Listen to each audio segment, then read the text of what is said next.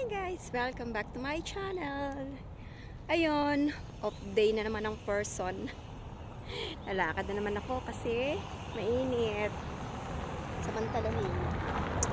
Ito yung building namin guys. Ayan. Nakikita niyo yung mga may dahon-dahon, may mga ano bang tawag dyan? Yung mga nasa pader namin. 1, 2, 3. Yun yung sa amin. So, yan yung building. At dito yung place. Maganda rin kasi may park. O, di ba? Pero, lalakad tayo dun sa mas malaking park.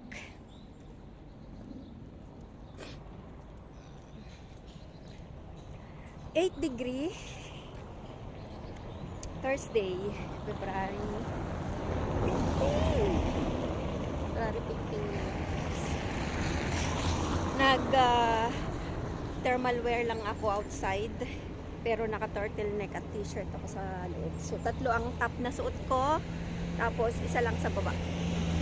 Carry naman pag sa baba, pag sa legs lang, okay lang sa akin. Nakaano lang ako.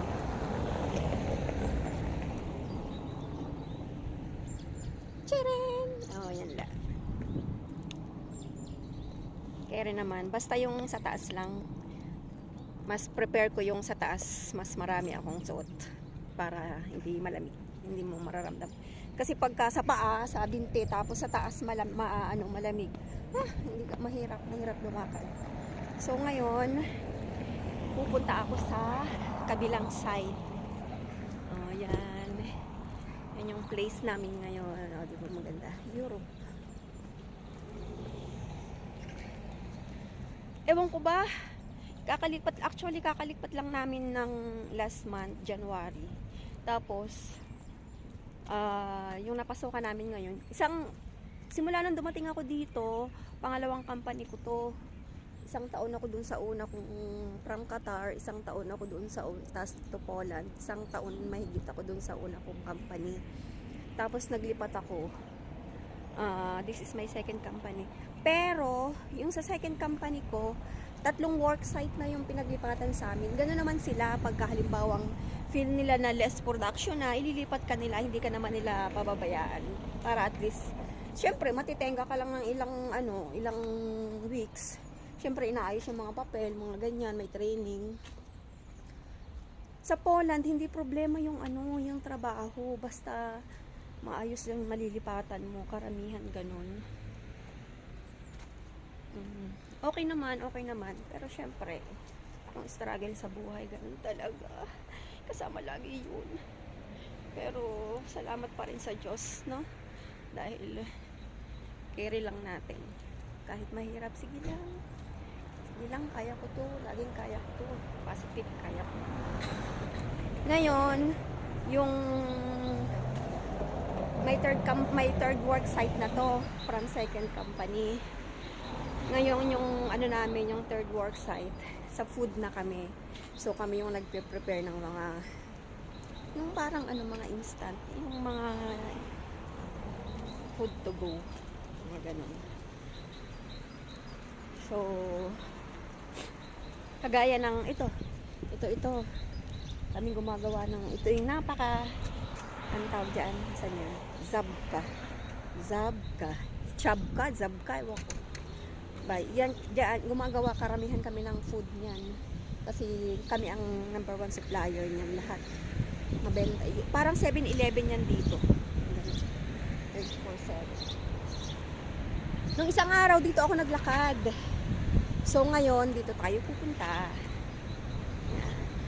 Siyempre, tatawid tayo.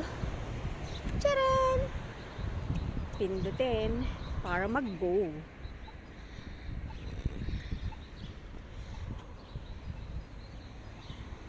Diba?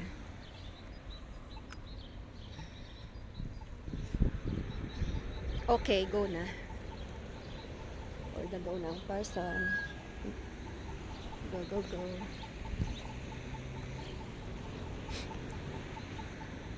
Kung naririnig niyo yung sound, tik.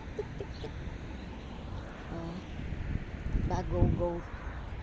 Yan. Tapos, tatawid tayo dun sa kabila.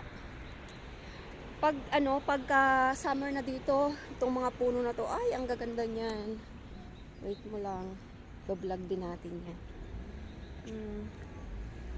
Ganda ba? So, syempre dito, tatawid na naman tayo. Pindutin. Kahit pinindot niya doon sa dulo, pindutin mo pa rin. Kasi nandoon si nanay, oh. Tatawid siya. Pindutin mo pa rin. Para masanay ka ba na every pagtawid mo at may pipindutin ka, pindutin mo na. Wala namang problema kahit ilang beses mo pang pindutin niya. Nandito pa rin ako sa Tiki Poland. Tiki. Maganda yung park na yan. Kaya gustong gusto ko dito kasi gusto ko yung laging naglalakad, laging nagja-jogging. Naririnig niya? Yan siya. Chakay daw. Chakay. Wait lang daw, wait.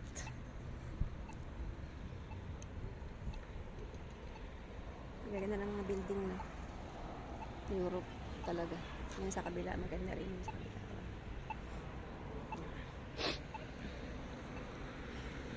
Sa akin, hindi masyadong malamig. Maganda yung sikat ng araw ngayon. Pero 8 degree pa rin. Nagre-range ngayon ng degree 3 to 12. Mga ganun. By next month siguro, mag-change na kasi mag-summer na ulit. Okay, go. Go ng person.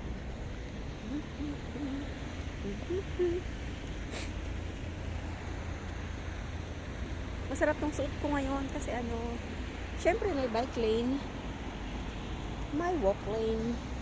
So dito tayo sa walk lane. Ayan, yung sinasabi kong park. Oh, di ba? Ang ganda niya. Mas maganda yan syempre pagka mga greeny na. Kaya super like ko tong place na to ngayon dahil malapit lang sa place namin, malapit lang sa building namin. Tapos park na siya. Pwede na akong mag-jogging dyan, di ba?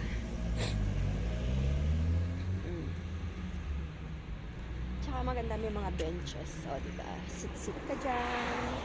Yan, pasok tayo sa park. Diba? Ang ganda.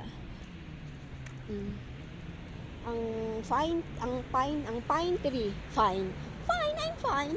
Ang pine tree. Yan ang hindi nawawala ng dahon. Talagang very fine siya. Oh, diba? Mainit siya pero tingnan mo hindi siya masyadong ganun kainitan kasi nga yung season. Pero pag talagang uminit at day off ko, gustong-gusto ko talagang lumabas dahil gusto ko yung hindi ako nakakapag-exercise o love ko ang exercise kaya. Ayan. Tapos ang nakakatuwa, syempre, dito malinis.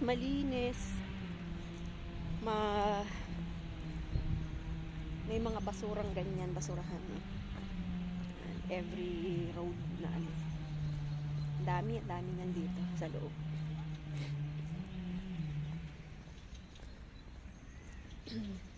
Dun sa last naming sa Susnoviets. May doon, yung isang maliit na park doon, may mga equipment. Nagamit ko yun.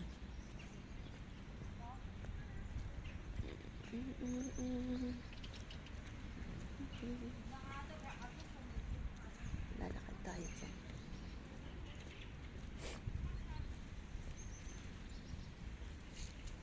Ay, may doggy. Laki ng doggy. Ay! Oh, diba? Nakakapot. Mamaya bigla akong inakma.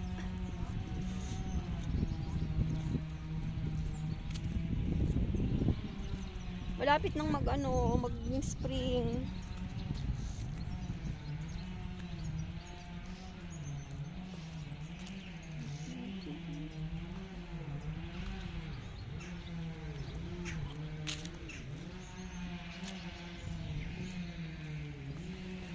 Paan nga natin. Cheers! Diba?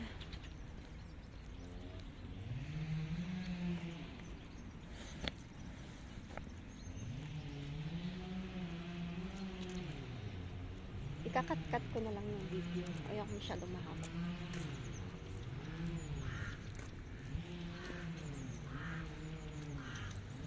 O, tingnan mo siya. Pero ano, patay na yung puno. Kaya lang, nakaano pa yun.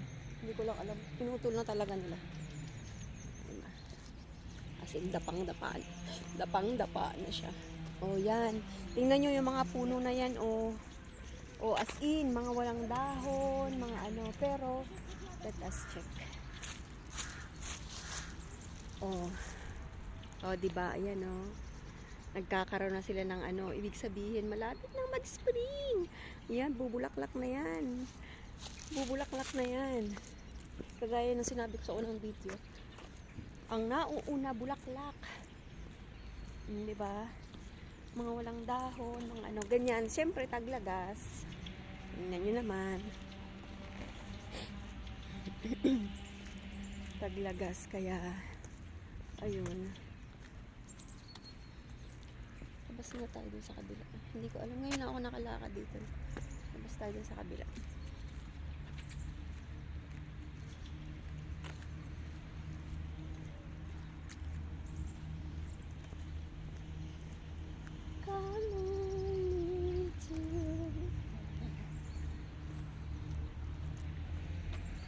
Pause ko muna.